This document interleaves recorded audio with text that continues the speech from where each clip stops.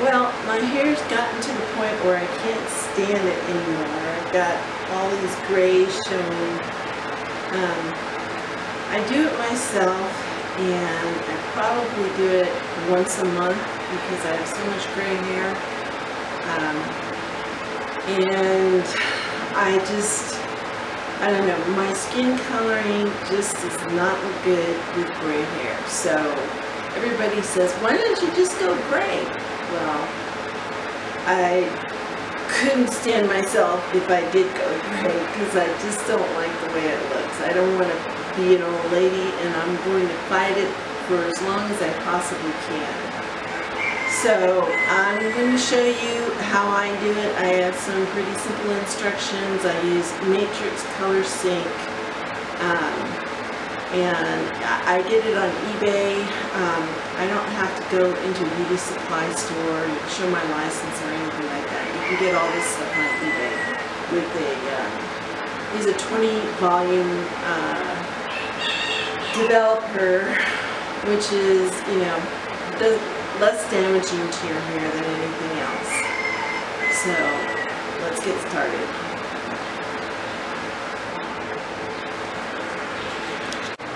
Okay, so this is what you're going to need to color your hair. You're going to need some gloves to protect your hands, a mixing bowl, and one of these little brushes. You can get it at any beauty supply store or probably on eBay, Amazon, or whatever online. My mixing bowl is full of old color because I didn't rinse it out all the way when I did my hair last time. You'll need some color. I use a level 5, which is for dark brown hair. So if you have dark brown hair, you're probably going to use a level 5. And I've chosen Mocha and Red Violet. They're both Matrix ColorSync color. And I use a 50-50 mixture with the 20 volume. This is Matrix brand 20 volume developer. So what you want to do is mix it half and half. So, you know, I squeeze equal parts of this color with equal parts of the developer. And the way you figure out the quantity is, you know, if you're just doing your roots, you're probably not going to need that much. I would only use about a quarter of each of these tubes, so half a tube total, and then measure out equal amount of this developer, and then mix it up really good. You don't want to have uneven color, and section off your hair. Start at the roots first, painting up with this paintbrush. I'm not going to show you because I don't want to get my camera full of dye, but start at the roots and leave that on for probably about 15 to 20 minutes, and then paint more towards the ends if your hair is getting faded, or you know you're covering your whole head.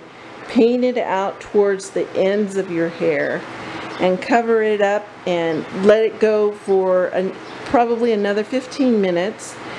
Rinse it out really good, and I don't shampoo it right away. I use a conditioner after I've rinsed out all the color, and it seems to work really good. And believe it or not, my hair is in better condition after I've colored it than before.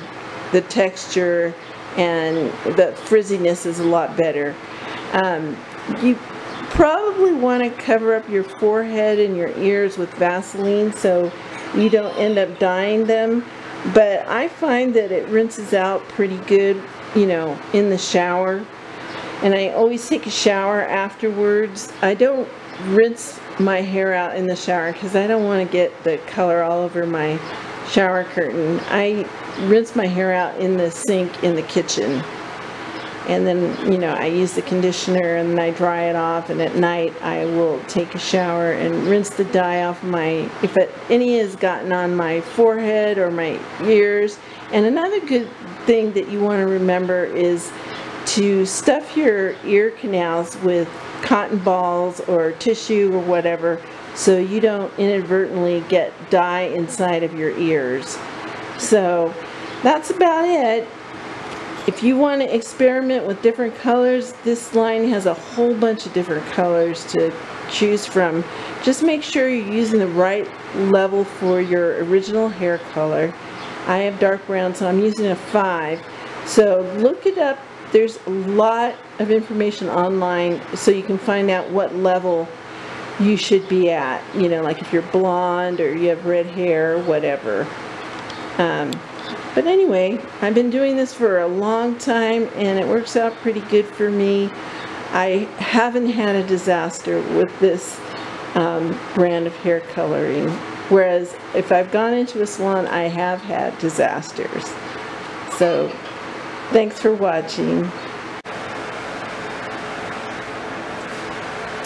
Well, here's the finished product. As you can see, I didn't really get any dye on my forehead, and all my grays are covered, and I've just given myself a little ego boost for a while, and it didn't cost me an arm and a leg. I think the color is about $14 for 2 tubes, and the developer, I'm not sure. I'll have to look it up, but you're definitely saving a lot of money by coloring your own hair. It would cost me over $100 if I got it done in a salon, if I was doing my whole head. And I did cover the whole thing because my color was fading. It does fade quite a bit if you're in the sun a lot, which I am. I try to wear a hat, and you should wear a hat if you color your hair, but I don't always do that. So it will lighten up quite a bit, and if you have like a reddish tint to your hair, it's going to lighten up a little bit faster. But I really like having a reddish tint to my hair, because my natural hair color, when I was younger, I had reddish highlights. So there you go. It's not all the way dry yet, but I covered all the gray, and I'm definitely feeling a lot better than I was before.